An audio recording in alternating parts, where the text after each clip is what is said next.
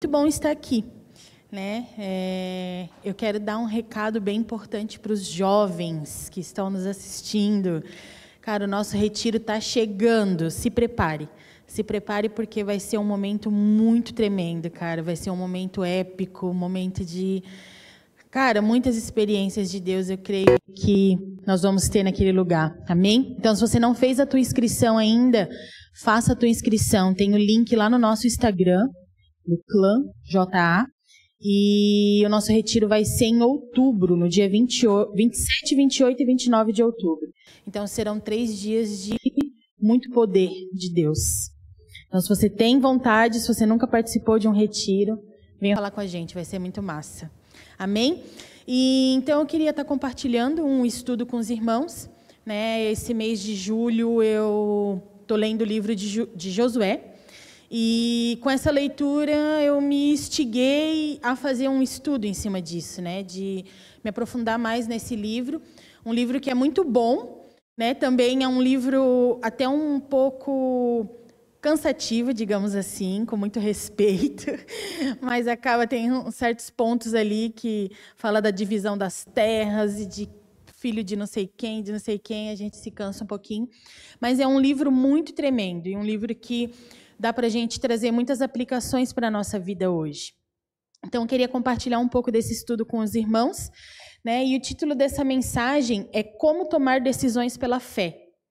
Vemos que Josué, ele era um homem de fé, né? Quem conhece a história de Josué, vê lá no início, quando ele ainda era o braço direito de Moisés, vemos que Josué, ele foi um cara de fé. Ele teve fé naquilo que Deus entregou nas mãos dele. E, graças a isso, né, Josué ele se torna o sucessor de Moisés.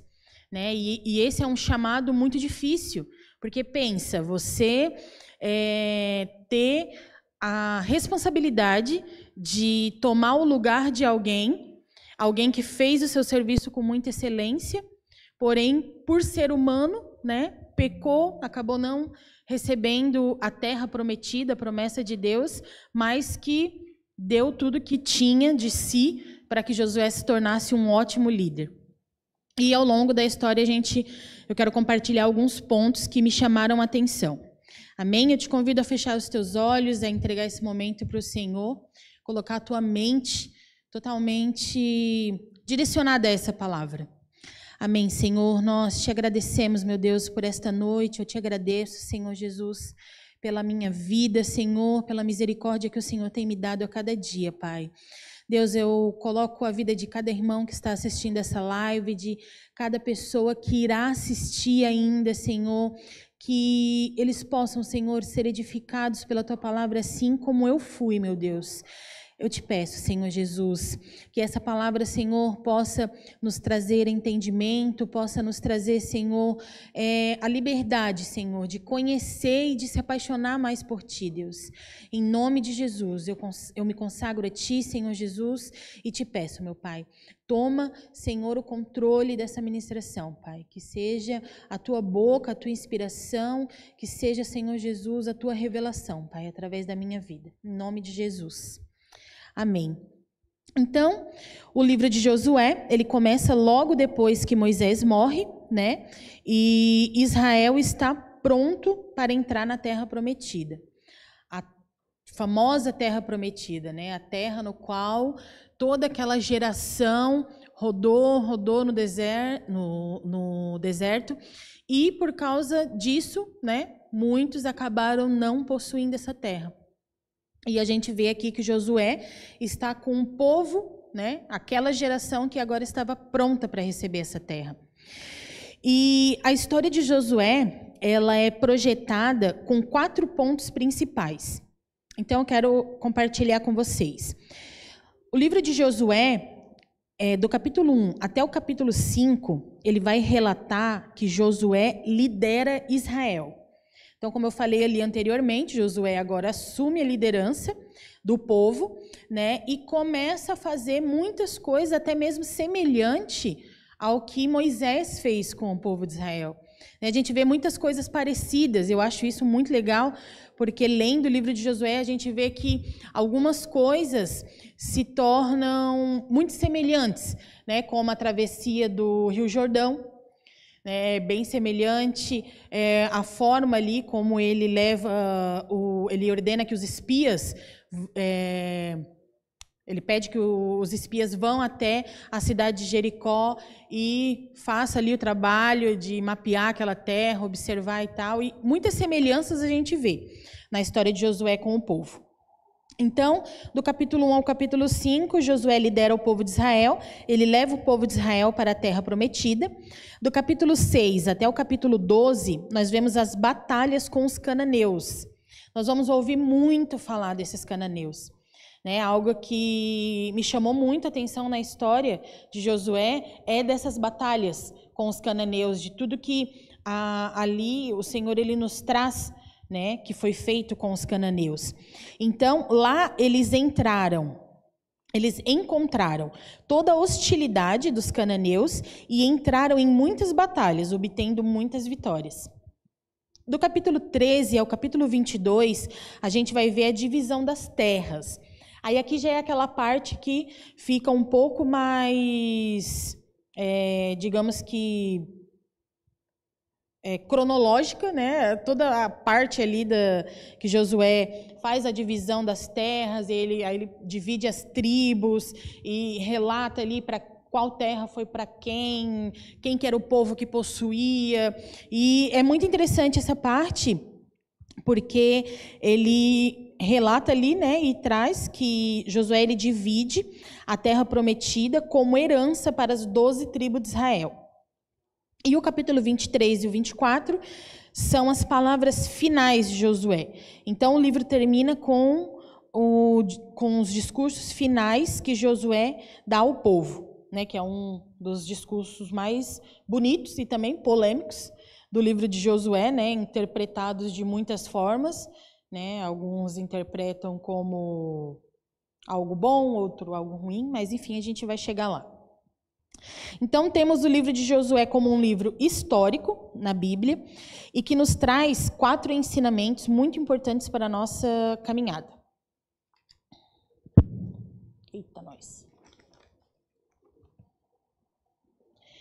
Então, o primeiro ensinamento que eu tirei baseado ali na primeira parte do livro de Josué começa com uma pergunta: nossas batalhas são de Deus? Então, nesse primeiro ponto, vimos que Josué fez diversas coisas para livrar o povo, para levar o povo à frente. Então, agora o povo de Israel ele precisava caminhar para frente. O povo estava ali, digamos que andando em círculos no deserto, e agora ele tinha que caminhar para frente, ele tinha que assumir aquela terra, ele precisava começar a fazer acontecer aquilo que Deus havia prometido para o povo. E nesse meio tempo a gente vê que nessa caminhada, mesmo Josué seguindo as ordens de Deus, fazendo tudo quanto Deus ordenava ele fazer, ele teve que dar uma retrocedida. E o que eu quero dizer com isso?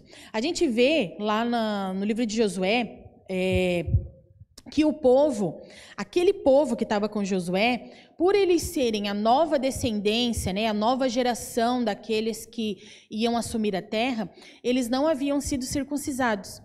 Então, eles precisavam passar por essa etapa, na vida deles ali, eles precisavam passar por esse ritual para que o povo pudesse entrar e realmente assumir de uma vez por todas a terra prometida.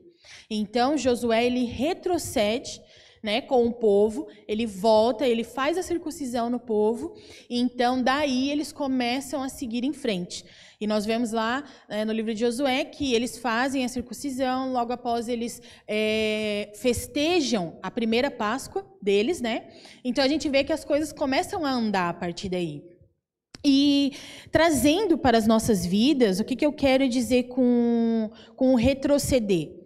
Muitas vezes nas nossas vidas, nós recebemos algo de Deus, seja ele uma tarefa, um chamado, algo que estamos querendo, e às vezes por achar desnecessário, né, voltar atrás, rever algumas coisas, fazer de novo, né, quem sabe práticas que deveriam ter sido mais bem elaboradas, a gente acaba achando desnecessário voltar e fazer. E muitas vezes por isso, né, por esse comportamento, nós acabamos que temos agimos totalmente contrário, né? O exemplo aqui que eu usei de Josué, que o Josué não teve problema nenhum em voltar atrás, fazer aquela tarefa de circuncidar o povo. E muitas vezes nós temos dificuldade com isso, né? E não queremos voltar atrás. Mas eu já cheguei até aqui. Poxa, eu vou ter que voltar para trás, vou ter que voltar a ser liderado, quem sabe. Eu não sei quais são as coisas que o Senhor tem colocado na sua vida, né? Mas muitas vezes nós nos achamos superiores a algo, às vezes por tempo de caminhada, às vezes por idade. Nós achamos que não temos a necessidade de voltar ou de retroceder ou de baixar a nossa cabeça em algumas situações. Mas Deus nos mostra, Josué aqui, através da vida dele, ele nos mostra que vale a pena muitas vezes. Nós temos que ter o entendimento de Deus, é claro, né? Não adianta também a gente viver de passado, viver querendo voltar. Não, mas isso não aconteceu porque eu não fiz certo, volta e faz de novo. Não. Tem que ter o entendimento, primeiramente, o discernimento do Senhor, né? Para conhecer e saber o que a gente está fazendo. Mas não ter medo de voltar atrás, não ter medo de repetir aquilo que já foi feito, não ter medo, sabe, de se expor, porque Josué, ele não teve medo e a gente vê que isso foi um passo, né, no qual levou o povo para frente, levou o povo a seguir essa caminhada em busca da terra prometida, né? Em busca da promessa deles. O segundo ponto que eu queria trazer para vocês é o seguinte: aqui vemos duas batalhas épicas, a Batalha de Jericó e a Batalha de Ai. E ambas nos mostram a importância da obediência. Então, o segundo ponto é a obediência, né? Ali do capítulo 6 ao 12, né, de Josué, nós aprendemos o quão precioso é obedecer à palavra de Deus, o quão poderoso, né, é obedecer, porque nós vemos dois exemplos ali que, meu Deus, se você não conhece, eu te convido a abrir a sua Bíblia, né, vamos ler um pouquinho aqui a Bíblia. Abram lá no livro de Josué, no capítulo 6. E aqui a gente vai ver a destruição de Jericó, né? Começando por Jericó. Então primeiro que é algo surreal, né? Para quem já conhece a história, sabe que é surreal o que acontece ali em Jericó, mas se eles não tivessem obedecido, eles não teriam conseguido derrotar o povo e assumir o poder naquela terra, né? Então diz assim, versículo 1. Ora, Jericó estava rigorosamente fechada por causa dos filhos de Israel. Ninguém saía nem entrava.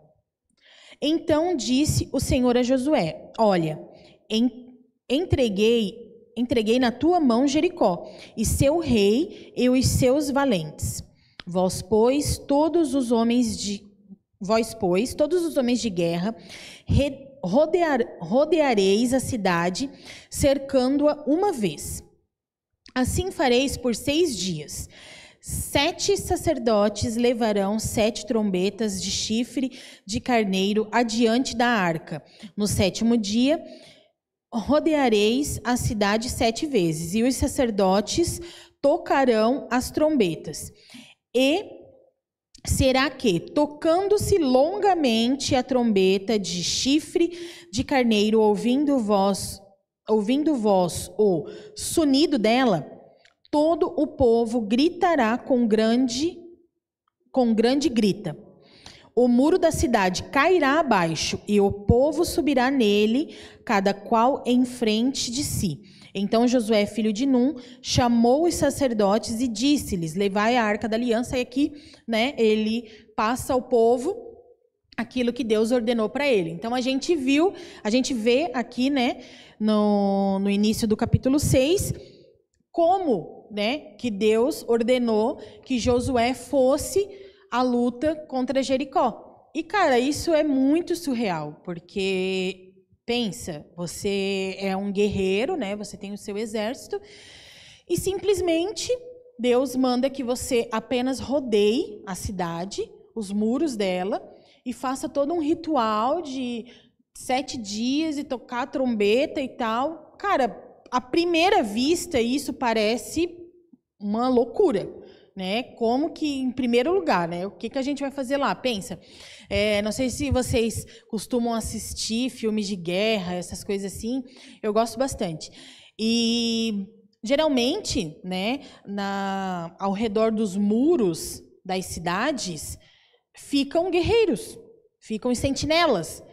E pensa só, se nesse momento ali não passou pela cabeça deles de que eles iriam rodear o muro e os flecheiros iam alvejar eles de flecha. Eu já pensei isso, sinceramente. Foi a primeira coisa que eu pensei. Eu falei, cara, mas como que o povo rodeou o muro e, sabe, ninguém fez nada, ninguém atacou eles. Por quê?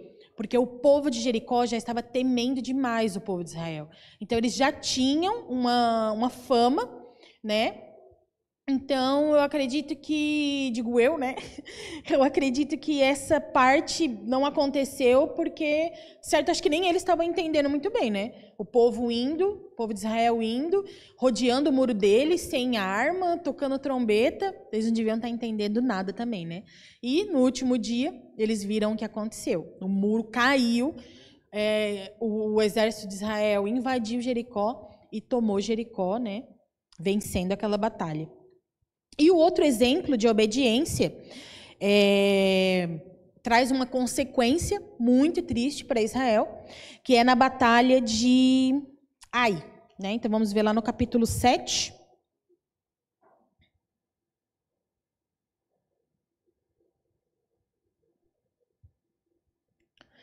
Lá no capítulo 7 do livro de Josué,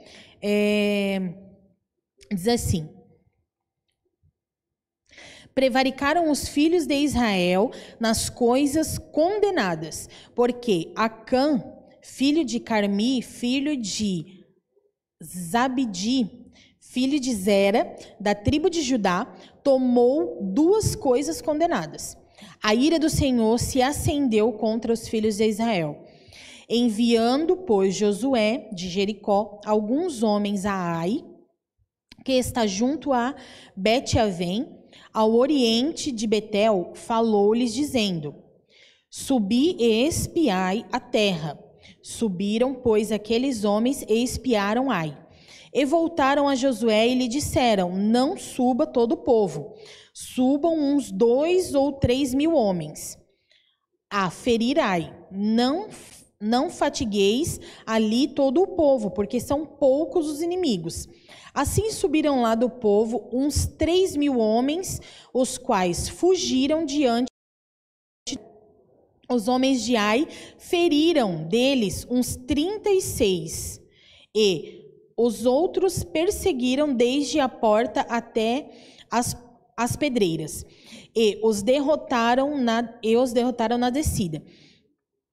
E o coração do povo se derreteu e se tornou como água.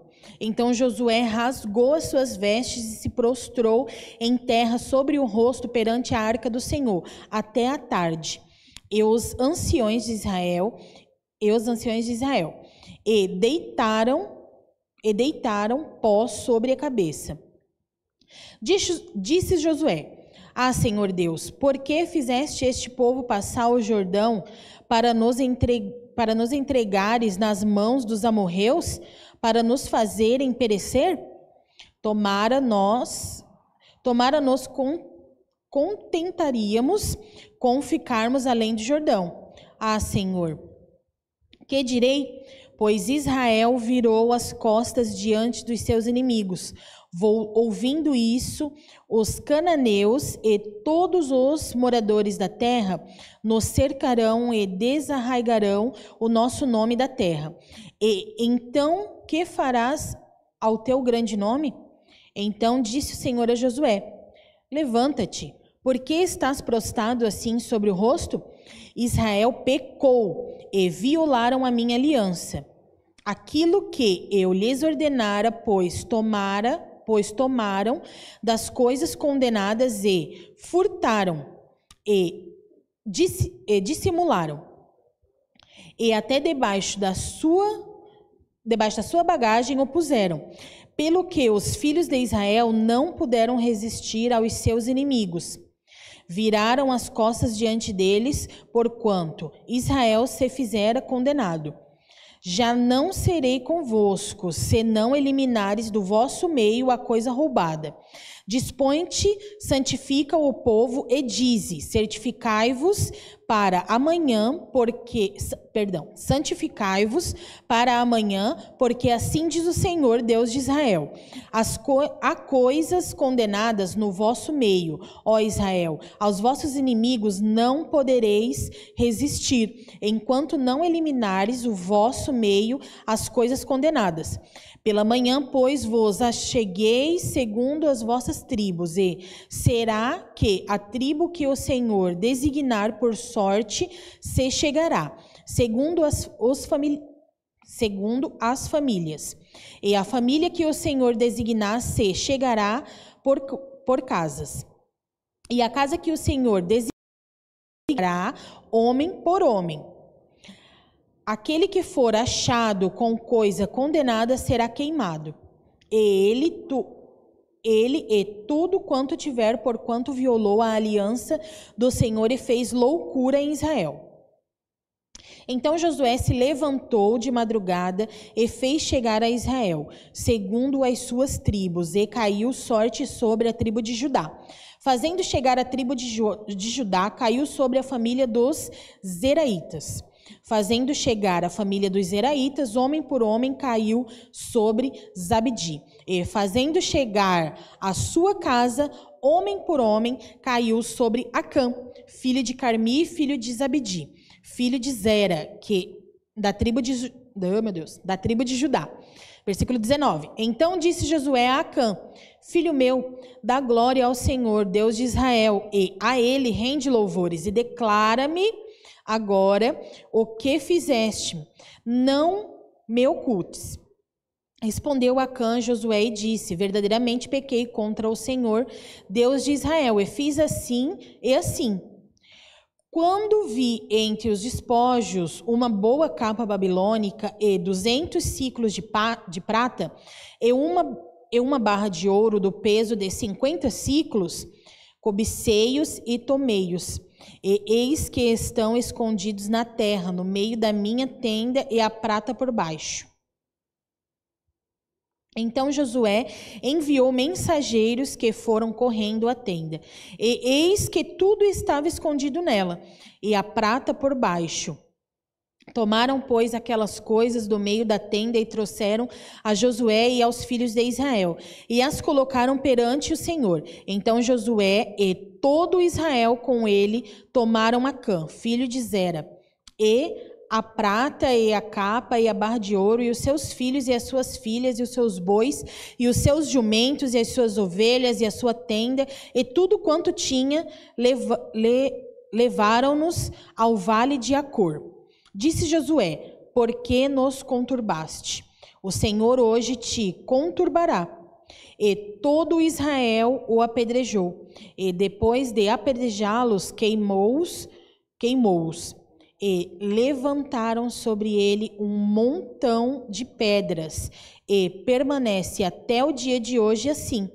O Senhor apagou o furor da sua ira, e pelo que aquele lugar se chama Vale de Acor até o dia de hoje. A leitura foi um pouco extensa, mas era necessário para que a gente entendesse exatamente o que aconteceu, né, nessa história. Então, a gente vê que a consequência desse pecado foi muito grave, né? A falta da obediência, porque o que Deus falou para o povo? O que Deus orientou Josué a falar para o povo? Vocês vão lá, vocês vão guerrear, vão destruir o povo e não vão pegar nada. Nada daquele povo vai ser de utilidade para vocês. E quando o Senhor disse que era nada, era nada. E, infelizmente, por causa da cobiça do coração do homem, né, Acã acabou se deixando levar e tomou aqueles despojos e trouxe a morte para a casa dele. Né, a gente vê que a consequência desse pecado dele foi a morte, literalmente. Né, ele foi apedrejado, depois ele foi queimado. Então, bem pesado, né, irmãos? Hoje em dia, nós não temos a mão do Senhor pesada, né? Literalmente, digamos assim, quando nós pecamos contra Deus. Mas algo que nós temos que ter no nosso coração é que nenhum pecado ele volta vazio. Nenhum pecado ele deixa de gerar uma consequência na nossa vida. Né? Então, que nós venhamos a fazer o possível para não pecar. E se pecarmos, que venhamos a confessar esse pecado. Né? Porque aqui a gente viu a consequência de Acã. Além do pecado que ele cometeu, ele não confessou. E ele fez a falta de verdade do Acã, fez com que o povo perdesse a guerra. Né? Então, o povo de Israel se sentiu humilhado, pessoas morreram, com certeza. Pensa, aquele povo que olhou e falou, 3.000 homens vence essa cidade porque são poucos ali, né? Então não vai ter nem problema. E eles acabaram sendo derrotados. Então pensa como esse pecado gerou, né, desgraça para o povo e depois para a família dele. Então é muito sério, né? Então, que a história de Acã traga um ensinamento para a nossa vida e que nós possamos, através disso, aprender a obedecer a Deus. E em cima disso, irmãos, algo que me chamou muita atenção, lendo essas passagens, eu comecei a observar, né, como que Deus ele falava sobre os cananeus e como ele queria que o povo fosse destruído. E eu queria compartilhar com vocês essa parte do estudo, que é mais uma análise, né, da visão que nós temos de Deus. Porque quando nós lemos o Antigo Testamento, nós nos deparamos, muitas vezes, com Deus, né, levando o povo a ir à guerra. Principalmente de Josué para frente.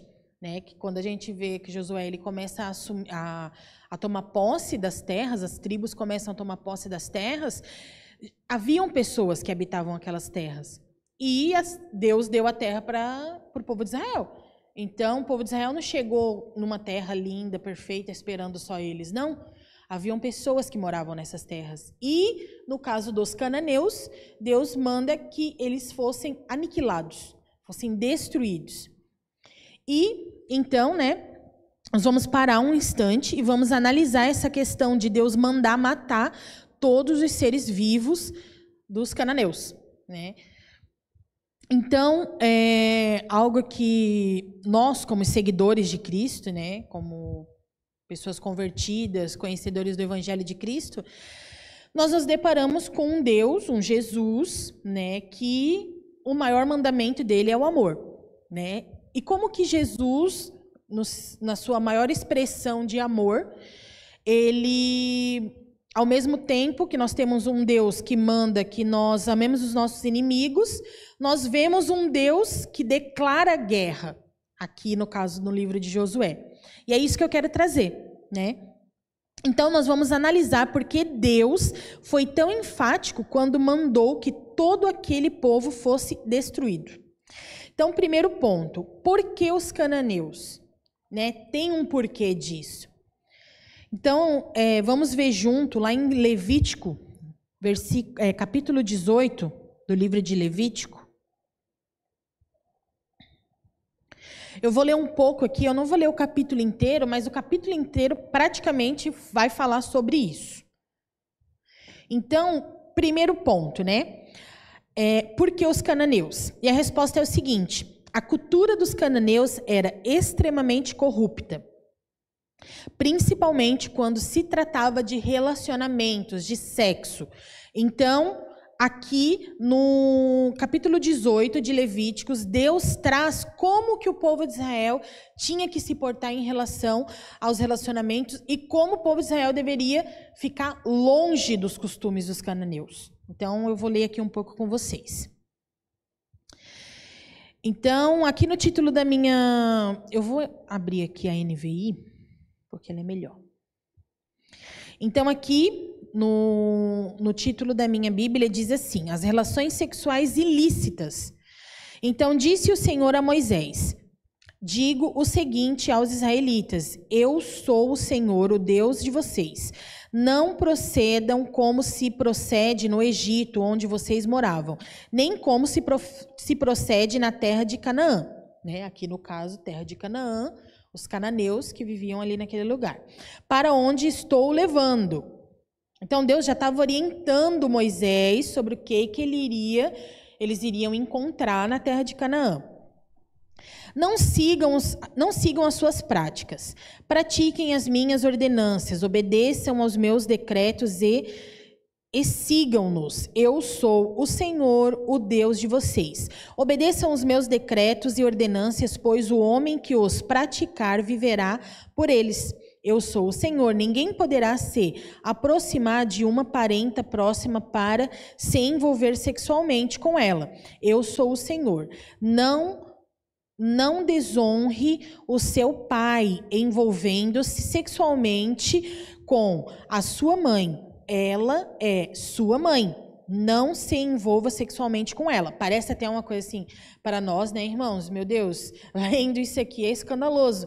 Só que a gente entendendo isso aqui, o porquê que Deus teme que o povo de Israel se envolva com a cultura dos cananeus, lendo aqui em Levíticos, a gente entende, né, que a cultura deles, eles deviam ser praticamente ali como Sodoma e Gomorra. Eles deviam não ter mais pudor nenhum em relação a relacionamentos e faziam o que queriam, do jeito que queriam, e Deus queria guardar o povo de Israel. Então, por isso que Deus toma esse posicionamento, né? E aqui continua dizendo: não se envolva sexualmente com a filha, não se envolva com a irmã, não se envolva com a irmã da sua mãe, praticamente não se envolva com seus parentes, não se envolva com seu pai, com a nora, né? Aqui Deus ele dá detalhadamente o que o povo não pode fazer quando chegar na terra de Canaã. E eles também praticavam amplamente o sacrifício de crianças. Isso é terrível. A gente vai ver lá em Deuteronômio capítulo 12, versículo 31.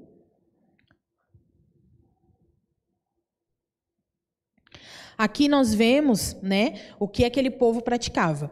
Então, não adorem o Senhor, o seu Deus, da maneira como faziam estas nações, porque ao adorarem os seus deuses, elas faziam de todo tipo de coisas repugnantes, e o Senhor odeia, coisas repugnantes que o Senhor odeia, como queimar seus filhos e filhas no fogo em sacrifício aos seus deuses.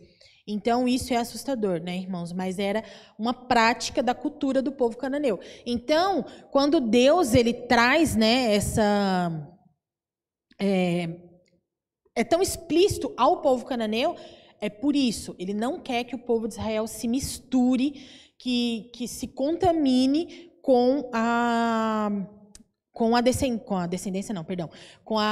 as práticas da cultura do povo dos cananeus. Então, segundo ponto, Deus realmente comandou a destruição de todos os cananeus como um genocídio? E aqui é o ponto que eu quero chegar. Né? Quando nós lemos ali, se nós não prestarmos bem atenção, a gente meio que entende que mandou matar tudo, ninguém teve chance, foi e se acabou.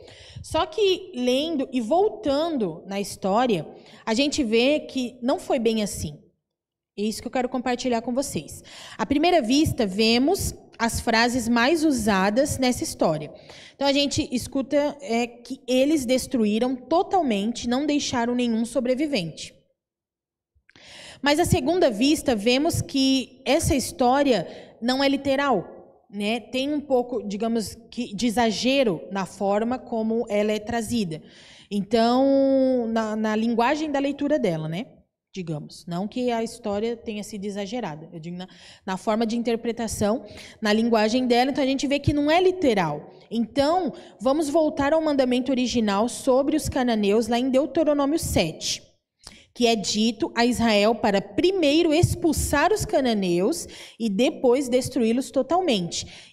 E então, isso é seguido de mandamento para não casar-se e nem fazer negócios com eles.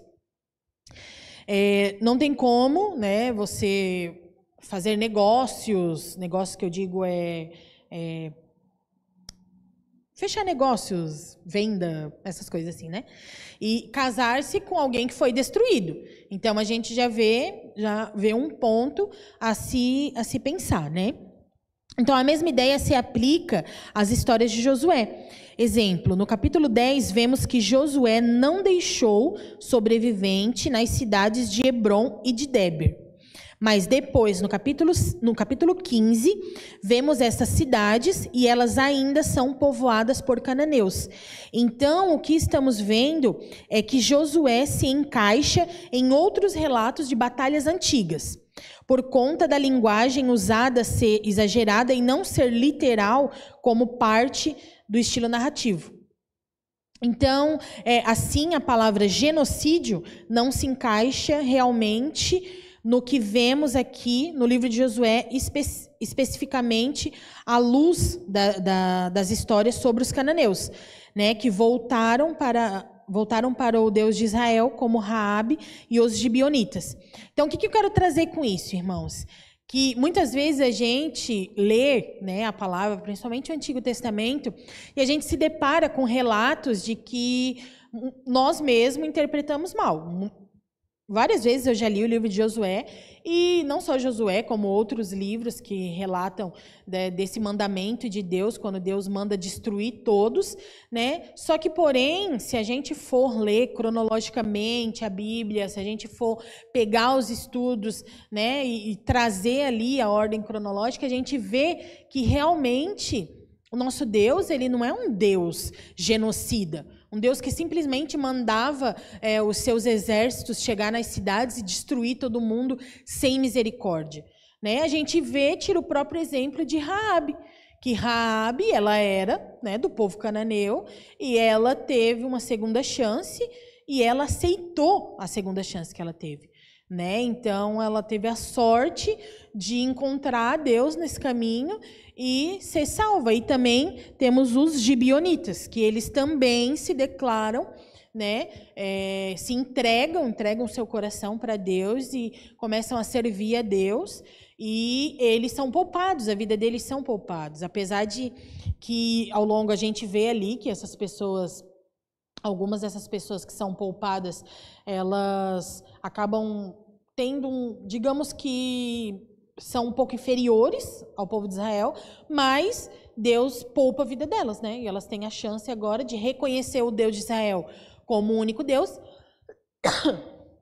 e, principalmente, tiveram as suas vidas poupadas. A gente vê também um relato lá do povo de Israel, que até, se eu não me engano, o pastor pregou, Josué capítulo 9, domingo, e fala sobre o vacilo que Josué deu ali, né, caindo ali no golpe que aquele povo pregou nele, se fazendo de coitadinhos e tal, e acabou fazendo uma promessa com um povo da qual ele tinha que destruir, né? Então, eles temeram a Deus, sobreviveram e vida que segue. Ficaram como servos, mas pelo menos eles ficaram vivos. E isso traz a prova de que nosso Deus, ele não é um Deus genocida. Eu já ouvi, uma vez eu ouvi um podcast, e nesse podcast o apresentador, ele falou sobre a Bíblia, e ele fala, né, ele falava assim, que Deus estranho, esse Deus da Bíblia, né? O mesmo Deus que dá a vida, ele manda tirar. Né? E ali isso se encaixa, porque se a gente for levar no literal da palavra, Deus, ele é um Deus misericordioso. Então é claro que quem se rendesse a ele iria ter misericórdia, né? E iria poupar a vida. Então, assim, a palavra genocídio não se encaixa realmente, né? Não faz parte do nosso Deus, nós não temos um Deus genocida. Nosso Deus é misericordioso, porém, ele dá a opção, né, de querer servir, de se render a ele ou não. E aqueles que não se rendiam, aqueles povos ali que ficavam tramando contra o exército de Israel, que ficavam, né, enfim, tentando a todo custo destruir o povo de Israel, a consequência deles era a morte, né? Porque Deus fazia com que o exército de Israel vencesse as batalhas. Uma última coisa a se pensar é que essas histórias marcam um momento único na história de Israel. Essas batalhas estavam limitadas a um pequeno grupo de pessoas que viviam na terra de Canaã. Com todas as outras nações, Israel foi ordenado por Deus a buscar a paz. Abra no capítulo 20 de Deuteronômio.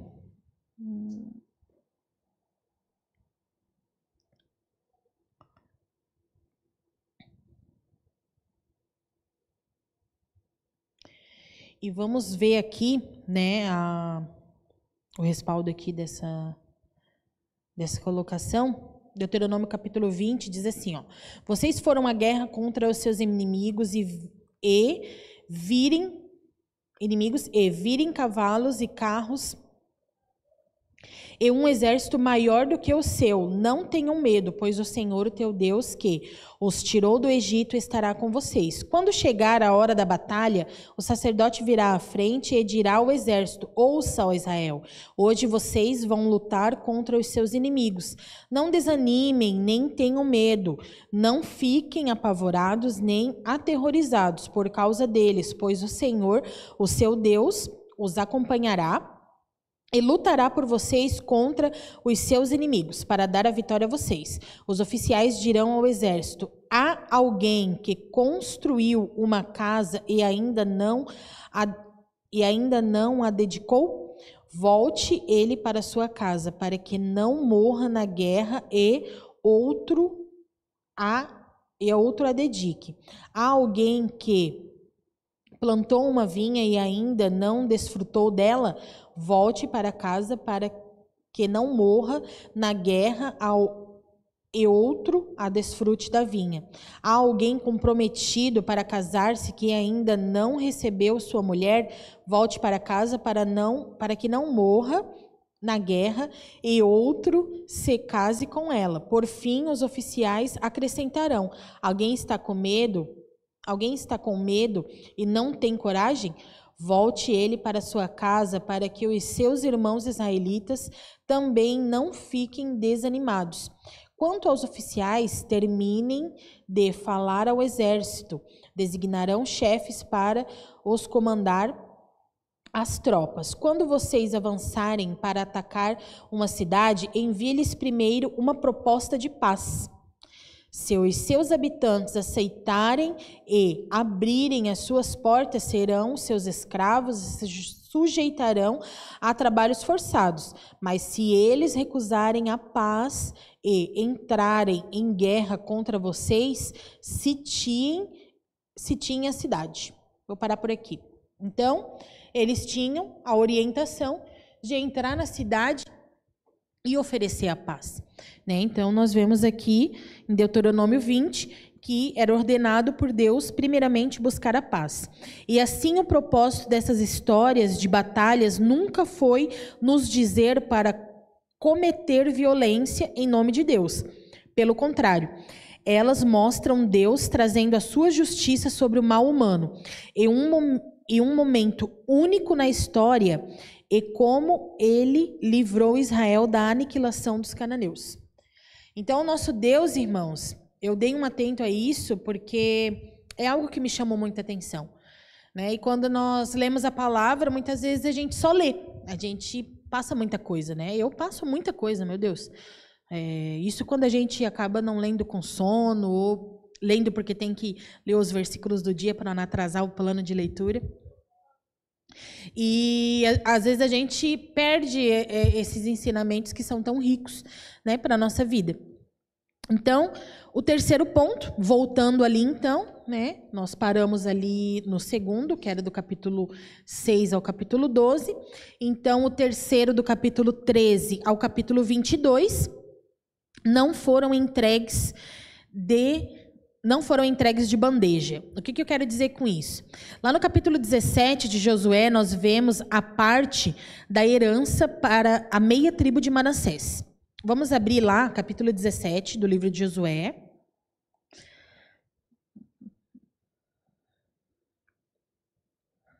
No versículo 14 até o 18.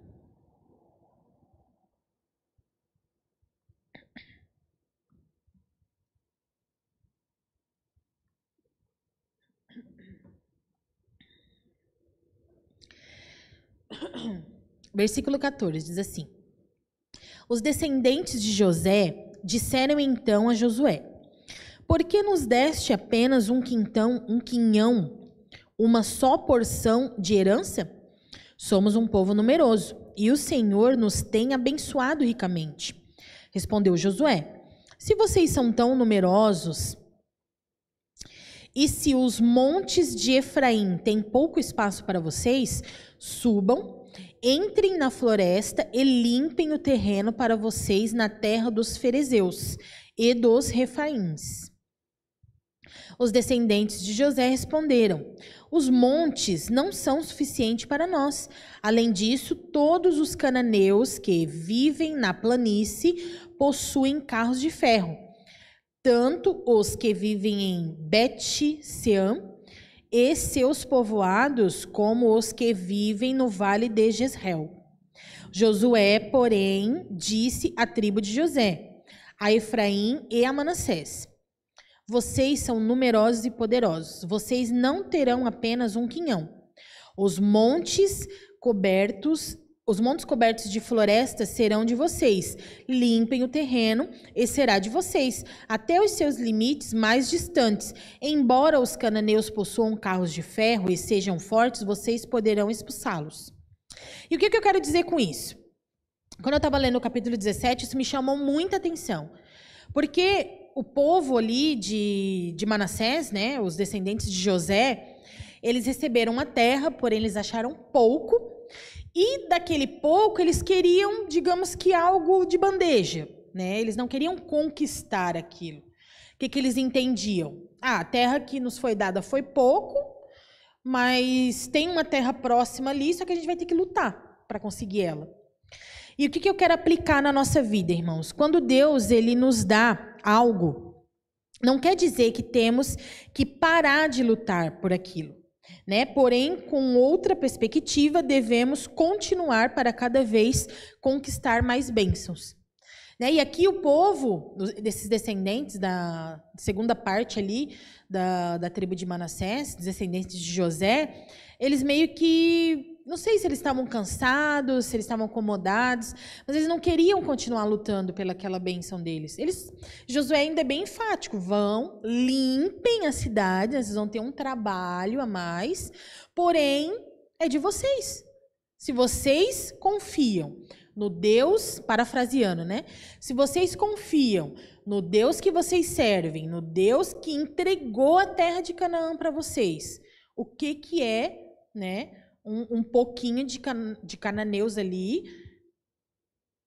para impedir que vocês continuem a desfrutar daquilo que Deus preparou para vocês. Então, Josué exorta o povo, né? E isso trouxe esse ensinamento para mim. Foi exatamente isso que o Espírito Santo ministrou comigo, que muitas vezes a gente recebe uma bênção de Deus e a gente para de lutar por ela, né? Tem diversos exemplos. Eu não vou citar nenhum exemplo aqui porque eu não me lembro de nenhum. Mas um exemplo bem bobo assim, né?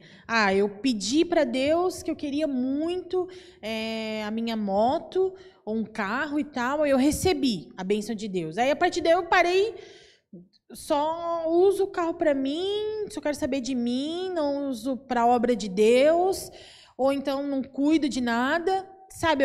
É nesse sentido assim que eu entendo que essa passagem ela se encaixa. Quando nós recebemos algo, mas deixamos de usá-la para Deus. Amém? O quarto ponto, então, para a gente encerrar, ali das palavras finais de Josué, versículo 23 e 20, capítulo 23 e 24, o que vamos deixar para a próxima geração? E isso é um ponto muito forte, né? O que nós vamos deixar para a nossa próxima geração? Hoje nós vivemos em um tempo que a geração atual, ela não tem muita paciência de criar raízes, de buscar aprender com os mais velhos. É uma geração muito difícil, irmãos. Eu falo isso como alguém que não pertence a essa geração e principalmente como alguém que faz parte da liderança do Ministério de Jovens, né? E hoje a gente se depara com vários tipos de pessoas, né? Mas o que mais a gente tem vivenciado, mais a gente tem presenciado, é essa questão, sabe, da inconstância. É uma geração, faz parte dessa geração. Se eu não me engano, é a geração Z. É isso, Azaf? Geração Z. Não entendo essa geração, mas, de acordo com o que estamos vivendo, essa é a geração Z, né? Z de quê, meu Deus? E isso faz com que os jovens tenham muita dificuldade de se firmar nos caminhos do Senhor. Né? Nós vemos a luta que o jovem tem hoje de permanecer nos caminhos do Senhor. É algo que, muitas vezes, a gente não consegue entender. Por quê? Porque a gente, né, digo eu assim, até mesmo os pais, eles não conseguem entender porque não faz parte da nossa vida. Então, o que a gente vai deixar para a nossa geração? Né? Nós temos que deixar algo sólido para essa geração. Porque, pensa, uma geração que está no meio da tecnologia, no meio de tudo muito fácil, tudo para ontem, eles querem tudo assim, a gente tem que estar no ritmo deles e, meu Deus do céu, é uma loucura. E, da mesma forma, eles esperam de Deus, porque eles pedem uma coisa para Deus hoje, eles já querem, daqui 5 minutos, que Deus faça o que eles querem, né? E quando eu falo isso, eu não generalizo. É claro que há pessoas e pessoas, mas a grande maioria se encontra, né, no meio dessa polêmica que é essa geração, né? A geração da ansiedade, a geração da depressão, a geração que qualquer coisinha que você fala, a pessoa já fica triste, fica dodói, fica magoada, e é muito complicado, porque eu venho de uma geração assim, irmãos, é claro que eu não coloco isso como base para os meus erros, claro que não, mas, né, sempre que eu erro, meu Deus, eu me disponho a se arrepender e mudar e tentar me adequar, e, enfim. Só que a gente que vem de uma geração que é mais bora fazer, vamos fazer acontecer, a gente tem muita dificuldade. Então a gente precisa de alguma forma pedir direção para Deus, para que o Senhor ele nos ajude a deixar algo sólido para essa geração, para que eles tenham uma base, né, para que eles consigam também deixar algo para a geração deles. Então vamos ler ali, né, no livro de Josué, capítulo 24, versículo.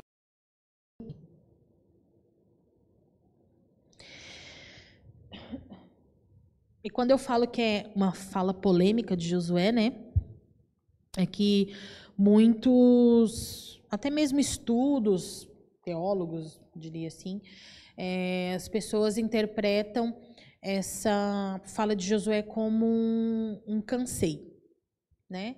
Cansei, ó, lavo minhas mãos, até agora vocês não quiseram buscar a Deus, vocês tiveram diversas chances de se render a Deus, só que eu e minha casa serviremos ao Senhor. Vocês que lute. Basicamente isso. Então, capítulo 24, versículo 15, diz assim: se, porém, não agrada a vocês servir ao Senhor, escolham hoje a quem irão servir. Se aos deuses que os seus antepassados serviram, além do Eufrates, ou aos deuses dos amorreus, em cuja terra vocês estão vivendo. Mas eu e minha família serviremos ao Senhor. Então o povo respondeu: longe de nós servir a outros deuses. Foi o próprio Senhor, o nosso Deus, que nos tirou a nós e aos nossos pais do Egito, daquela terra da escravidão, e realizou aquelas grandes maravilhas diante dos nossos olhos. Ele nos protegeu no caminho e entre as nações pelas quais passamos. E ali continua o povo sempre se explicando, e Josué indaga o povo mais uma vez, e o povo se explica, negando: não, nós queremos ser. E acaba o livro de Josué, né? A gente vê ali no versículo 28, depois Josué despediu o povo e cada um foi para a sua propriedade. Passando algum tempo, Josué, filho de Num, servo do Senhor, morreu. Tinha 110 anos de idade e o sepultaram na terra que tinha recebido por herança, em Timnat-Será, nos montes de Efraim, ao norte do monte Gaás. Israel serviu ao Senhor durante toda a vida de Josué e dos líderes que lhe sobrevieram e que sabiam de tudo o que o Senhor fizeram em favor de Israel. Os ossos de José, que os israelitas haviam trazido do Egito, foram enterrados em Siquém, enfim, aí aqui já é outra coisa. Então, né, tudo indica que Josué, ele meio que pode ser uma má interpretação, pode ser também, né? Mas eu interpretei dessa forma, né, que Josué, ele meio que se cansou, então chegou um certo tempo ali, cada um já estava na sua terra, acredito que devia estar muito difícil também, para que ele conseguisse, né, comandar o povo e continuar levando eles. Então ele falou: basicamente, cada um está com a sua terra agora, vocês escolhem qual Deus que vocês vão servir, mas só que assim, já escolham logo, né, se vocês vão servir aos deuses que os seus pais serviram lá no Egito, ou se vocês vão servir a Deus, e eu e minha casa, eu e minha família vamos servir a Deus, e é isso aí.